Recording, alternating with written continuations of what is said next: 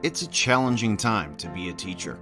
We don't get paid a lot, the days can be long and exhausting, demands from students, parents, admins, and districts can be intense. There's always room for improvement and there is always more to do. There are always new procedures to learn, new programs to run, new strategies to master. But it's when our fire burns the lowest that we remember our purpose. We teach because we're resilient. We teach because we're problem solvers. We teach because investing in kids is one of the highest callings we can imagine. We teach because we know that the classroom can be a place of magic and possibility. We teach because we have an unquenchable fire for learning and a passion to share it. We teach because our colleagues are some of the best human beings we will ever meet. We teach because we have an opportunity to influence the global citizens that will make this world a better place. If you're still on fire for learning and growth, join the Teachers on Fire Roundtable for conversations that will warm your heart, spark your thinking, and ignite your practice. You'll hear from real people and real educators with real solutions, not make-believe perfection, but ideas, inspiration, and a path toward change and transformation in K-12 education today. My name is Tim Cavey. I'm an 8th grade teacher, assistant principal, and the host of the Teachers on Fire podcast. I'm inviting you to join us at the Teachers on Fire Roundtable. Because you matter, your voice is important, and we are all better together.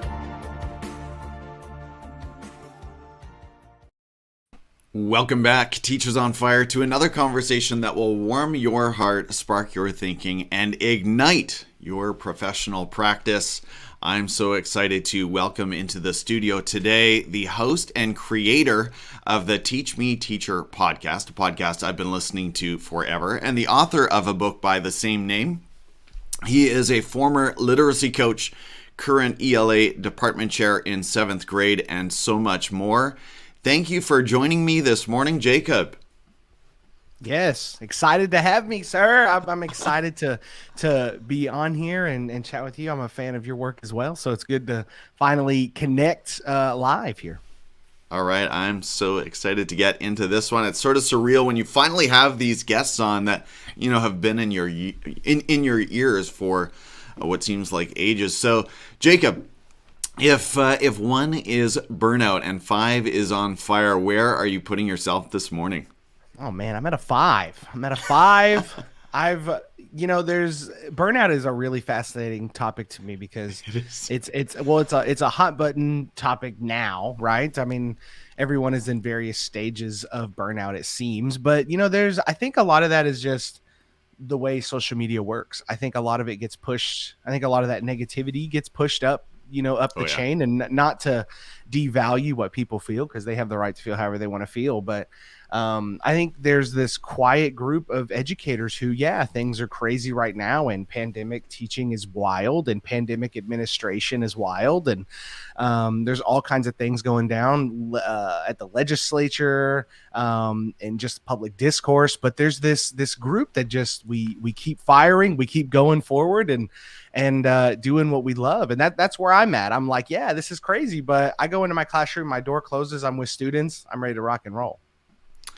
We are talking this morning about how to amplify student voice through the writing workshop with Jacob Chastain, and I'm so glad to have him, as I said, in studio. Welcome. If you are joining us live or on the replay, we're so excited to have you with us. Nora is checking in from YouTube. Often I see Nora over on LinkedIn, so great to see you on YouTube, Nora. She says, I am a 4 today. Well, it's great to have you with us as well. And I know Nora is interested in student literacy as well. So this is going to be a great topic to get into. Well, my first question for you, Jacob, is all about your book, Teach Me Teacher. What a journey for an educator to write a book, first of all. And I know you've got more on the way. Talk about your main message here in Teach Me Teacher. What's the big takeaway for educators? Teach Me Teacher was a weird book to write because it's a mixture of a couple genres. It's not a typical professional development book as they exist in the world today. My main message in that is twofold. It is a celebration of educators and education and the people that were in my life, and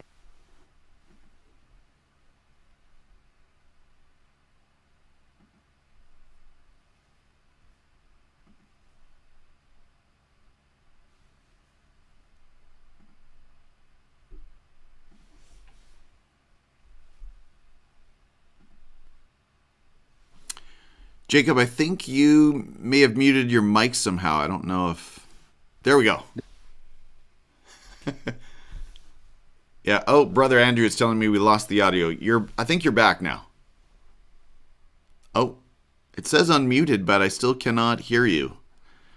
All right, this is an interesting... Okay, muted again. We'll figure this out.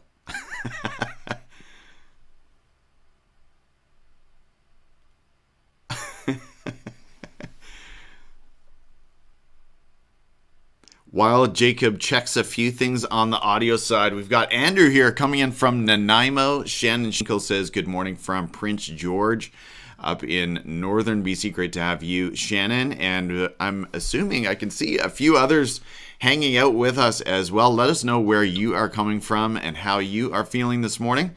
We'd love to give your city a shout out as well. And I heard something, Jacob, I think we are back.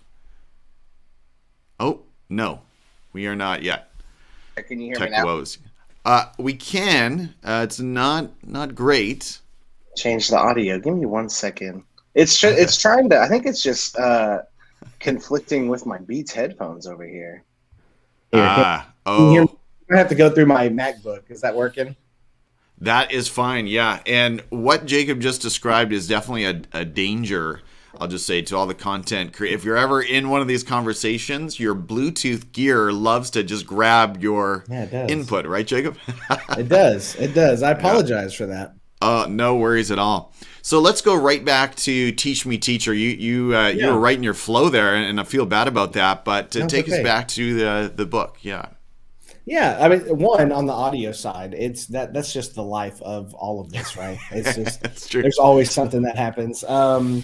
I apologize for that, but yeah, no. So Teach Me Teacher, I don't know where I got cut off, but in terms of, it's a story of me with my teachers. It's the story of how they changed my life, but it's also, and it's my childhood. It's me growing up in a world where, I lived in a house that was filled with drugs and violence and abuse, and school was my safe place. It was where I went to feel comfortable. It was where I escaped. It was where I learned that books and writing and everything were the place where I could kind of express myself. And all the teachers that I had gave me the room to do those things. On another level, it is my first 4 years of teaching. It is me jumping in as a first-year teacher, not having any idea what I was doing, being relatively horrible in terms of just my effectiveness and everything else that gets in the way. There's so many things that happen as a first-year teacher, and I was just like, I have no idea what I'm doing, but I survived. And then I started becoming better, and it's about that journey of how once I started teaching, I started realizing all of these things that, like, I was like, what did my great teachers do? And I started trying to channel them. And so it's a dual narrative. And the message is, whether you are someone trying to connect to a kid that has lived through trauma, whether you are someone like that and you're trying to figure out maybe how to make sense of the world that you lived in your educational practice, or maybe you're a new teacher and you really have no idea what you're doing. I mean, it's a blueprint for all of those things where you can kind of take that and use it along with your journey. And it's my experience. It's what I lived through, but it's also it's my testimony to the power of education. Oh, love that so much. Well, staying on the book theme, next month you are due to release Rightfully Empowered, a manifesto of possibilities in the writing workshop. And that sounds exciting to any literacy teacher. How can the writing workshop empower student voice, agency, and self-determination? Talk a little bit about that. I'm obsessed with the writing workshop. I really am. It didn't start out that way. For people that don't know, like here in Texas, we had, and other people might be familiar, but our educational setup in a lot of our schools is there's a reading teacher and there's a writing teacher. And that's how I kind of started off. I was on the reading side, and I love novels, I love literature, I love all of these things. And independent reading, I embraced, Donald Miller and Penny Kittle and Kelly Gallagher and everyone who was just like, let kids read books. And I was really empowered by a lot of their, the people that came before me and started talking about this. And then when we blocked our classes and I became both, I started getting more and more into the writing side. And now on my end, I was someone who used writing in my own life. I had been writing music and songs and poetry and novels. I like, my whole life, just writing and using it to express myself in a variety of ways. And when it came to my students, I started teaching at first in a way that was just very standard. The only time kids were writing in my class was they were writing in response to content. They were writing in response to a novel. They were writing to a prompt. They were doing everything in response to something. In other words, I was controlling what they were saying directly and indirectly. I was indirectly controlling it because I was saying, this is the prompt that you need to say. These are the topics that we're exploring. And directly, I was controlling it by literally showing them, this is paragraph 1, this is paragraph 2, this is paragraph 3. Right. And I stopped doing that after a time because I started learning that my students had so much to say. They had things on their minds. They were passionate. I would sit down and talk with them. They'd tell me these stories about their lives and about their thoughts and about their emotions. And I was like, this needs to be on paper. We need to do this. And so over the years, I started embracing a writing workshop that put student choice, voice, equity, and freedom at the forefront of everything we did, to where it became less about what I want you to write and more about, hey, we're learning about figurative language. Let's look at figurative language. How do they use figurative language in nonfiction? How do they use it in poetry? How do they use it in fiction? Now, how do we use this in what you want to do? Better yet, not only how do we use it in what you want to do, but what is it that you want to do at all? What format fits what you're trying to say? Is an article really the best way to make your argument? Or can you make a great argument using figurative language in poetry? Because what I try to do in this writing workshop format, and what I consider an empowered writing workshop, is not limiting students to the genre of the day or the genre of the unit, but rather saying, hey, these are our different tools. What do we want to say? How do we want to say it? And what format wants to do it? Because some of the greatest advocacy in the world, some of the greatest art in the world comes in different genres. Novels, 1984 has changed people's opinions about the government's role just as much as a BBC article might, or something like that. And I think we lose that in education a little bit because it becomes so much about what educators and what the system wants kids to do. But I'm much more concerned about giving them the tools to find out what they want to do. Oh, that's great stuff. I'm going off script a little bit here. It also gets me excited about student publishing. Like this kind of writing and creation is so authentic, so powerful. Man, I just want to, in schools, and I work in a middle school, we sort of live within the confines of, we're working with minors, we're restricted by age, we've got to protect student privacy at all costs, and I'm really interested in breaking some of those bounds and thinking about ways our students can actually publish content out to more authentic audiences. But anyway, have you done anything in that space, or it's hard, right?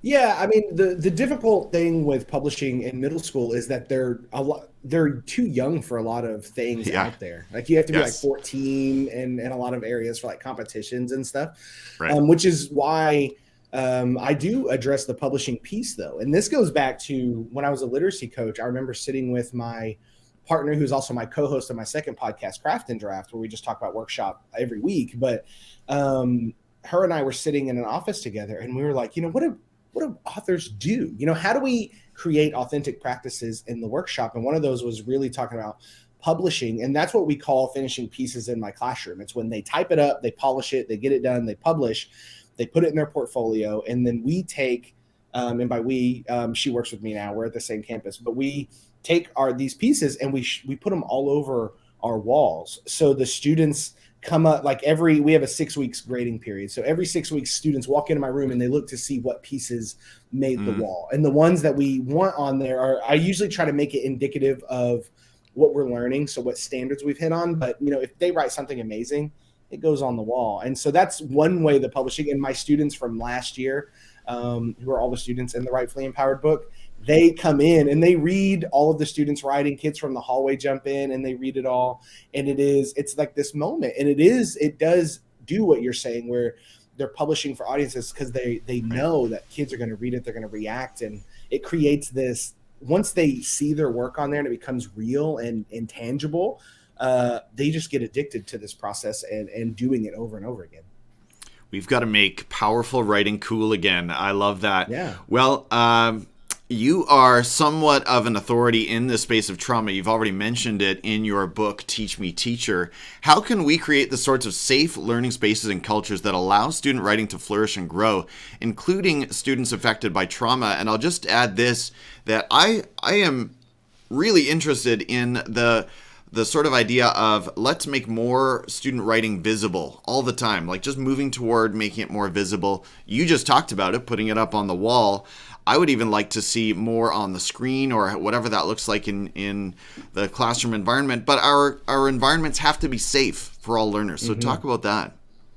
Yeah, I just to double down on what you just said, sharing in other ways, one of the cool things of having so many students write is we use their stuff in mini lessons. So if they write something that's really powerful, a lot of the times I'll be like, hey, I want to use this in a lesson. Do you want your name on it or whatever? And, it's so cool because we'll do a lesson and we'll throw it up and we'll analyze it. And the student who's there in the class or whatever, they just kind of sit there, and let other people kind of pick apart. It's like, oh, what does this line mean? Why did the author choose to put this here and stuff like that? And it creates this unique environment. And sometimes we reveal who it is and sometimes we don't. I've used students from past and I'll tell them like, hey, I'm using your piece today as a model for what we're doing. So we definitely do that. But in terms of creating safe spaces, this is, I think, it's one of the more challenging aspects of this because nearly everything about our school systems creates a non-safe space, right? And so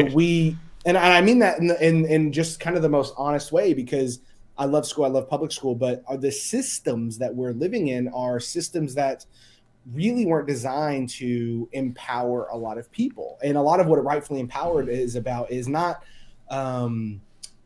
just throwing everything out and saying this is all horrible, but rather tweaking this stuff, because we come from our schools are still factory mindset, right? It's still the bell rings, you go to your next class, you're learning this, you're learning this. And even though our teachers have evolved and our professional development has evolved, the system itself is still kind of archaic in terms of, you get a 90, you hand something in, I'm the arbiter of knowledge. So I'm going to red pen it up and then I'm going to put, a C, a B, an A on it, whatever I'm grading. And that doesn't create a safe space. If students will never write about what's passionate to them. They will never be honest on the page if they feel like they're going to be judged at every moment for what they said and how they said it.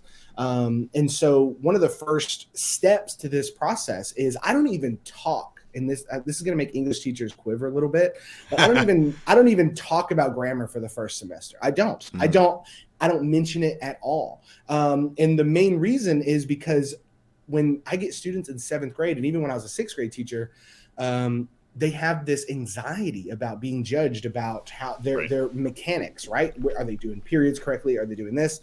And it creates this weird stress. And like, you see it, kids will hand something like, yeah, I know I messed up here and there. And I'm like, I don't care. I want to know what you say. I want to know what the meaning of what you're trying to get across. And so I spend literally the first semester talking about their meaning. What do they want to say? What's their focus, right? A lot of kids write everywhere. It's one of the big problems English teachers see all the time is kids have no focus and topic. So I focus on really getting them to hone in their ideas, what they're saying, why they're saying it, and getting them to think about that. And then once they realize that I'm not going to red pen everything, I don't even write on their stuff. I never write on their stuff anymore. I gave up that practice several years ago. And what happens is, I notice these things. I'm not ignoring them on my end, right? I'm not ignoring, okay, they're having trouble with compound sentences. The mechanics part is important because mechanics, they're not just rules. The rules are designed to help us create meaning, right? The reason why we have Nobel Prize books out there that break all of these rules is because these rules aren't set in stone. They really aren't. And they're designed to create meaning. And so, one of the first steps to this process is I don't even talk in this. This is going to make English teachers quiver a little bit, but I don't even talk about grammar for the first semester. I don't even talk about what's passionate to them. They will never be honest on the page if they feel like they're going to be judged at every moment for what they said and how they said it. And so what happens is if you put meaning first in a classroom and you show kids that you're not going to judge everything that they say on such a mechanical level and pick apart everything, but really you're interested in what they're saying and how they're saying it, what they start doing is they start embracing this process of, hey, I can write this and I can do this. And they start experimenting, they start writing more. And then when they get comfortable, then we go, awesome. So we have this body of work. How do we make this better? You've written five lines on a page of a paragraph with not one period. How do we go in there and make this? How do we use the rules of grammar to support what you're actually saying? So the conversation becomes less about, hey, you're wrong and dumb and ill-educated as a student. It becomes more about, this is awesome. How do we use grammar and how do we use structure to empower what you're actually saying? And that's just on the writing piece. I mean, there's other pieces of, bringing in authors that look and sound like your students, about having an inclusive classroom that bring in authors that are interesting and valid to their lived experience, showing them. I love showing slam poetry, where poets are, they're being aggressive and stuff, but they're talking about things that students engage with. And what I do is I allow students to authentically play with this. They play with language, they play with what we're learning, and I put judgment on the back burner. I take my notes about what kids need, but my primary goal when I'm working with them is talking to them. What are you trying to say? Is this the best way to say it? How do we say it better? Put meaning first. I love that line, and I hear that in everything you are saying. Some great comments here from our audience. Need to do some catch up. Nora is saying on YouTube, I wish more educators were aware of the power, both positive and negative, they have over children's emotions and self-beliefs. We have big fans of the authors that you mentioned, the literacy experts.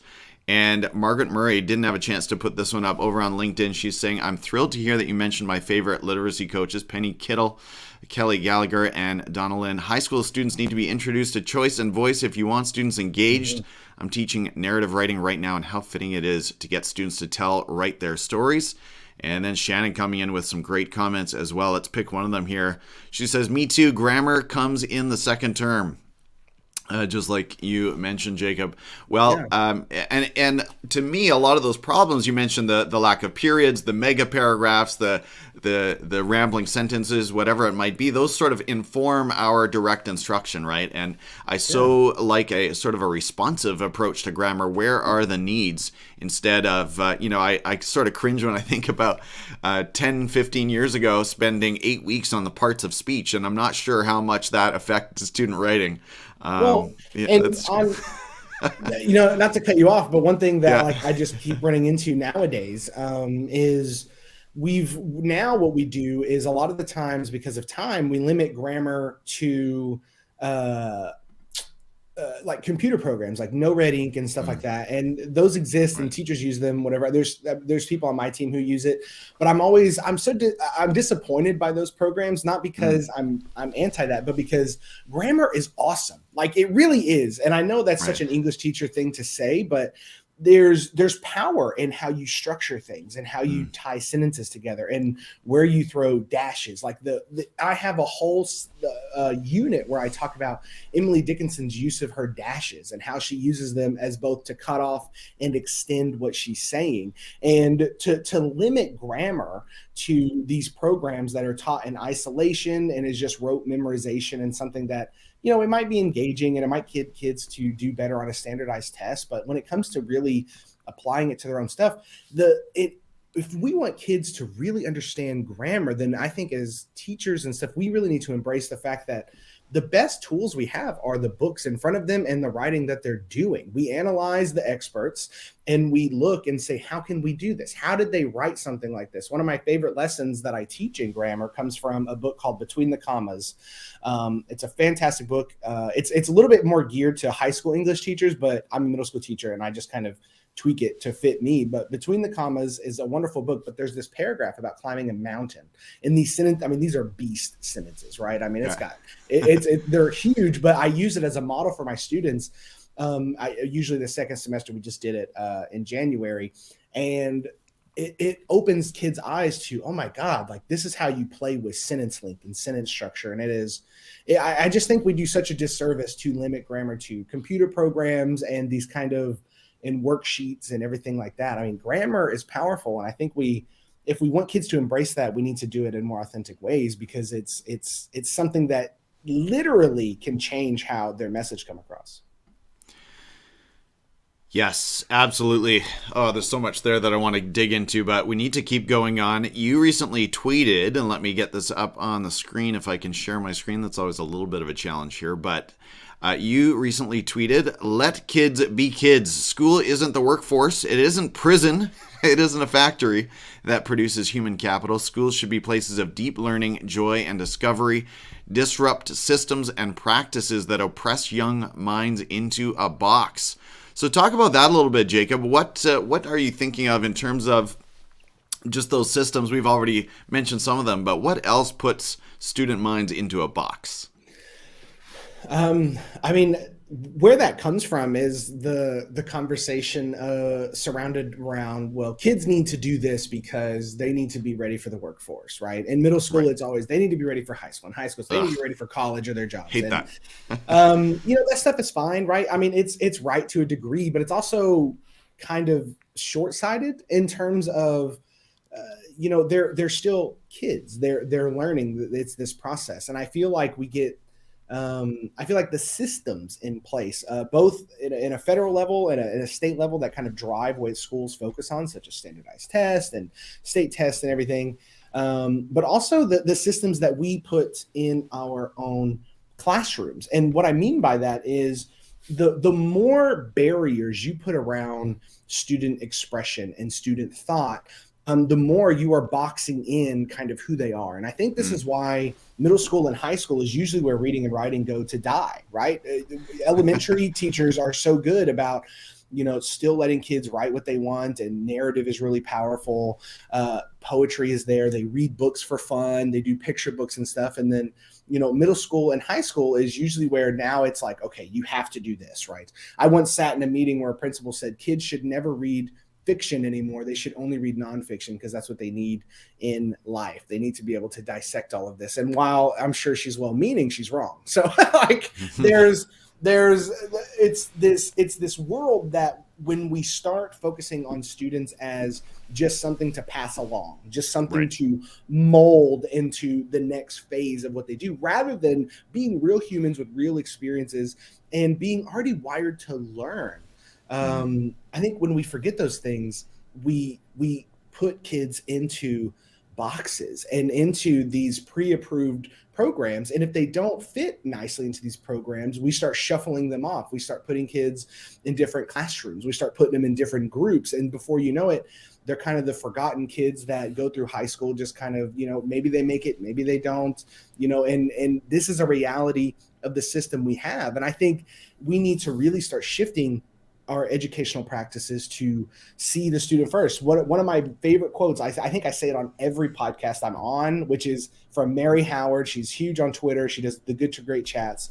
But she said on Teach Me Teacher, when I had her on, she goes, for every piece of data that you know about a child, I need you to tell me 3 things you know about them. And I think wow. that perspective is something that if we actualize, if we really, because the data is important, right? I deal with numbers, I have data walls, I do PDSA, it's all there, right? But I also know my students. When I'm jotting down notes in conferences, I'm writing down their lives. I'm writing down, oh, this is their mom's birthday. This is all of this. I'm just kind of making mental notes, learning my students, learning what they're interested in, learning all of these things, because that allows me to, when I'm choosing my mini lesson, when I'm choosing a piece that we want to talk about, I'm making it connected to their life, right? My favorite thing in middle school is when I know all the relationships are breaking down, guess what we're going to look at? We're going to look at a relationship piece, because it's going to start engaging them, but it gives them tools I can start letting them, hey, yeah, we're talking about compound sentences today, but how do we transfer this into what you want to say about your relationship that's breaking down today, or that your new relationship that's blossoming today?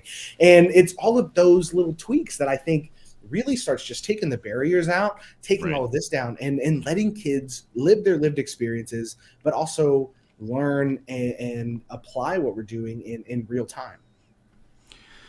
Music to my ears. One fun thing for me this year has been starting a middle school podcast. And so I walk around with my phone, and that gives me such a fun entry point to ask even more questions of my middle schoolers. And that's been a really great experience. But wow, 3 pieces of info for every piece of data that you record about a student. That is quite a challenge. I want to take a moment to say thank you for joining us, to our live and replay audience. If you are enjoying this conversation with Jacob Chastain, please smash the like button, drop a comment, and subscribe to the channel on YouTube. That's the single best way you can support my work.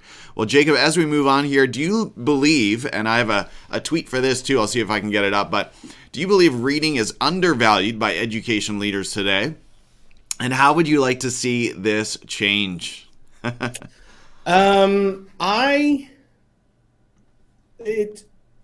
and no. It's the same thing in writing. It's not that it's undervalued. It's that what's valued about it is limiting.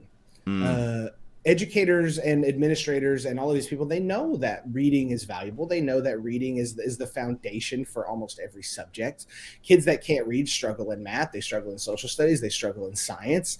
And we have this big focus on certain types of reading, but we devalue the reading of exploratory like self-exploration, of really just exploring something for ideas and experiencing a story and looking for ways to be empathetic for someone and just appreciation. That a lot of that is so, the fact that like art appreciation is kind of limited to like certain studies and certain classes is wild to me, because English is art appreciation. Right. But we don't value those things because the tests don't value those things. We want kids to infer, and we want kids to dissect figurative language, and we want kids to do all of these things. And those are fine. Those are important. We need all of those things. But we need kids to read for a wide variety of reasons, just like adults read for a wide variety of reasons. The people with the best literacy, or the most literacy in their lives, are people that read for a variety of purposes. Yes, sometimes I consume news articles and I read biographies and all of these other things, but I also read, epic fantasy novels to go on journeys, and I do all of these things, and those all work in different ways to improve me as a thinker, as a person, and in writing as well, which is, just the other side of this coin, is we have kids writing to respond, to reflect, to argue, to all these things, but we rarely have kids write to express, to explore, to think, to problem solve. And it's those things. So no, they're not undervalued. What's valued about them is far too limiting for what reading and writing actually do. You've experienced different roles in K-12 education. I know you are an aspiring administrator, spotted that somewhere in your social. Yeah. So give us one glimpse of your vision for learning communities. Oh my goodness. I have, No, you're not being interviewed here, but no, it's all right. I am an aspiring administrator, and what I was thinking about this, because the reason I left literacy coaching was because, one, I was a literacy coach my 5th year, so it was a little early for me, and I even begged my principal at the time to give me a class, which I got. So I ended up teaching a class that year as well, but it was too divorced of the process. But I also felt like what I really wanted to do isn't so much focused on just literacy in general. I love literacy, obviously. I'm an English teacher. I love all that. But the reason I want to be an administrator and kind of move in that direction is because of the power that administrators have in terms of supporting all teachers in a variety of different ways. It's my love for teachers and my love for education that makes me want to do those things. And what I envision administrators being, and the type of administrators that I want to be, is an administrator that is student driven and curriculum first. I think the age of administrator as just manager, as the person that kind of sits in their office and does these things that I think that's moving on, right? They still exist. I've seen quite a few of them, but I feel like the administrators kind of on the cutting edge of this are the administrators that are in classrooms. They're sitting with kids. They're not walking in and going, let me have a checklist and see everything on your walls. I could care less what's on your walls, actually. I want to know what's happening with the Right. students at your desk. I want to know what they're thinking, what they're saying. Yeah, I've seen the most beautiful anchor charts all over rooms, and kids are learning nothing. And I've seen rooms in total chaos that look like no one's ever decorated before, and the kids are learning at massive rates and engaging with the learning. And I feel like as an administrator, I want to empower that culture. I want to be in rooms and I want to hear what kids are thinking and learning. And I want to not be an administrator who just sits there as a judge of the teacher, but really sits alongside them and goes, hey, what's happening in our rooms today? How are kids learning? Like, hey, I noticed this. Did you notice that? And make that partnership as from not top down, but more as an educator that just has the vision across the board, because I can be in multiple rooms and hear multiple things and really kind of coalesce these things into a system that actually empowers the student and teachers to not feel afraid, if a principal walks in or if they want to try something new or whatever. I want it to be this culture of just, hey, we're in education. This is the most lively field on the planet. Why are kids falling asleep in our classrooms? Why are kids hiding from us? I always said, if we have a tardy problem, it's because we're not being exciting enough to get kids into our rooms. And I know people have their views about that, but we have to create spaces that make kids want to be there. I want them running to my room. If I open my door and there's not 20 kids waiting to say something to me, then I'm not bringing the energy enough. And I want to be a part of that system. I had a principal, he would walk through the hallways and he had a speaker in his pocket. He was dancing, but the kids that were late, guess what he was doing? He was riling them up. He was dancing with them, but he was moving them along. Like, those are the things that we can do that really does, it makes the culture different. It changes it. Yes, I'm trying to get them to class. I'm trying to cut down tardies. I'm trying to do all of this, but there's ways to do that aren't just so top down compliance heavy. And so when I think of administration and what I want to do, I think in those terms. I love that picture of just modeling the learning. Mr. Chastain is here in the classroom. That means he is excited to learn with us, whatever we're learning about, and pulling up a chair right beside students. And that is such a totally different paradigm than sitting back in the corner with a clipboard. Love that vision. All right, as we start to wind down, a few rapid fire questions here for you. Thinking of wellness and self-care, what is one app, routine, or daily practice that gives you clarity and rekindles your fire?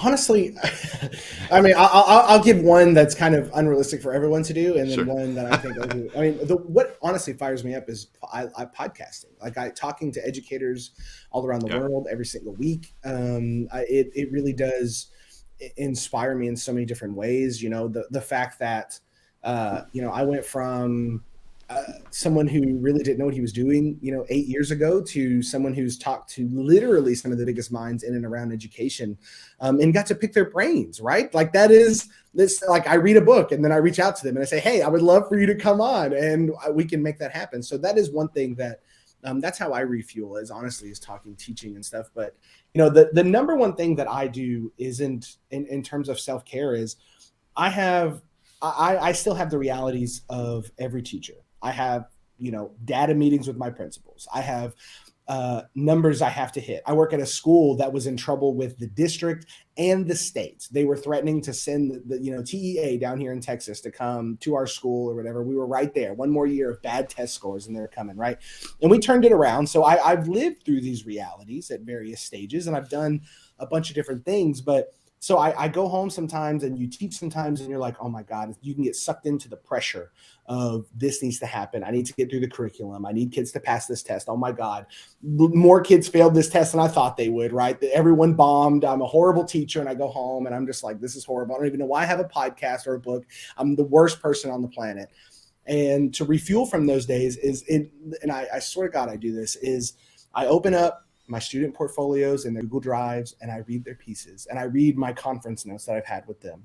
And I look at them, I rehumanize the process, because when we start turning kids into data points, when we start turning them into numbers, it takes away this human part. Our system that we live in education dehumanizes so much about the child, about the person. And that includes everyone from administration to the student, right? We become dehumanized. And I think that's where a lot of that burnout comes from. It's in some of these schools is they are being so dehumanized and they're being so mistreated that it's almost impossible to feel like you matter at all. And so what I do to refuel is I just remind myself that, you know what, like this kid, he made a 50 on this test last week, and that's disappointing to me because I want them to pass. I want them to be successful, but look at what they've done, right? Who are they? What are they going through? What are they doing this? And it just refocuses me on saying I am in a people business. I teach human beings. They are not robots.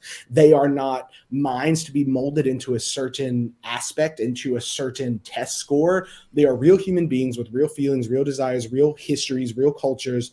And my job is to empower that from the ground up, and reconnecting to that. However I do that is what really gets me refocused, especially if I'm feeling burned out or jaded by the entire process. Whose voices are inspiring you right now? Which authors, speakers, or creators, or we'll add podcasters, are lighting your fire for learning? I mean, always Kelly Gallagher, Penny Kittle, Donalyn Miller. I mean, legit all the time. Principal Raw over there on Instagram. I love reading what other educators are doing, and they really do. They inspire me on more than one level. And it's not just because I agree with them and really like what they do. It's because of the way they write about their craft, right? That's what I'm trying to channel is I just love reading about the craft of teaching. And when I learn from, these people who've been my inspirations for so many years, but also people that I've had the privilege of interacting with and learning from in different ways, they really do. They take what I'm trying to do, and I'm like, God, I just want to be like you, right? I just want to channel all of your awesomeness, and so those are the people. Those are the ones who get me going. Other than my students, because they are really the people that inspire me the most, hands down.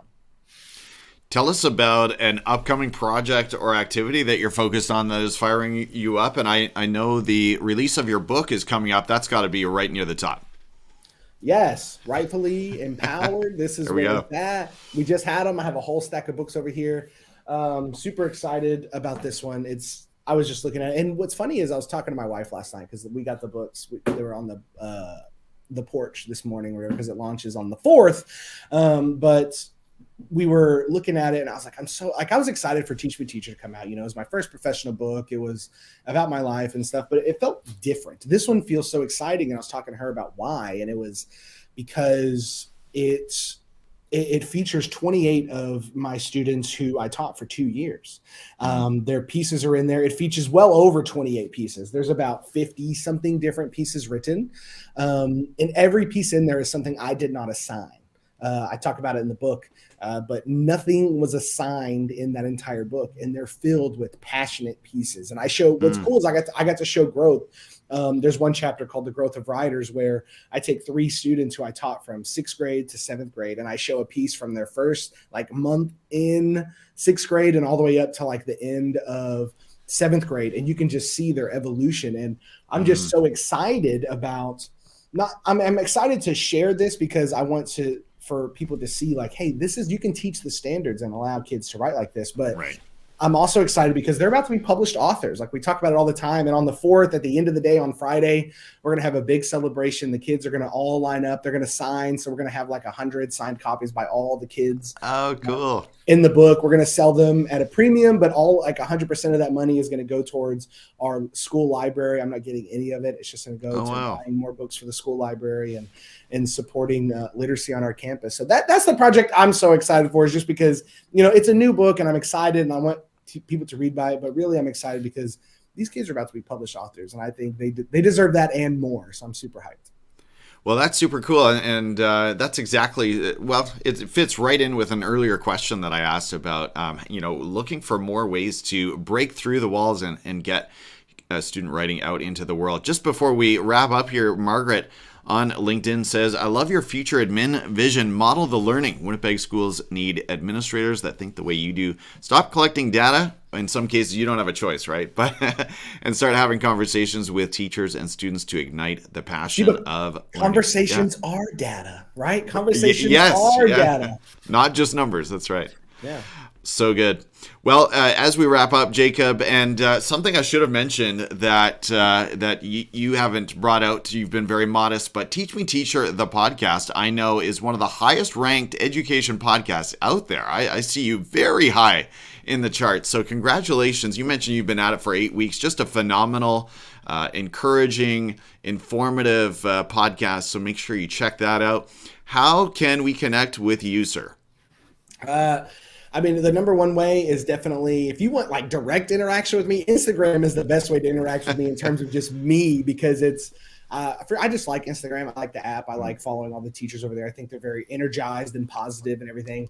The Facebook page is the least likely way to get in direct contact with me, but it's also the biggest place. There's like 52,000 people over there who hang out, and, you know, we do live streams over there. I post my slam poetry videos over there, but we also do a lot of teacher posts and stuff like that. I try to get the conversation going in a positive light over there at the Teach Me Teacher Facebook page. You can follow me on Twitter at Jacob Chastain _ Hey Chastain on Instagram, and then Teach Me Teacher on Facebook. And then, as always, Teach Me Teacher, the podcast, which is teachmeteacherpodcast.com. And then my second podcast, if you're an English teacher, Craft and Draft Workshop, which we do every day with my co-partner, Pam Ochoa. We talk about an hour a week about reading and writing workshop and take questions from the audience and everything. So it's all happening all at once. You can just, wherever you want to go, I'm probably there.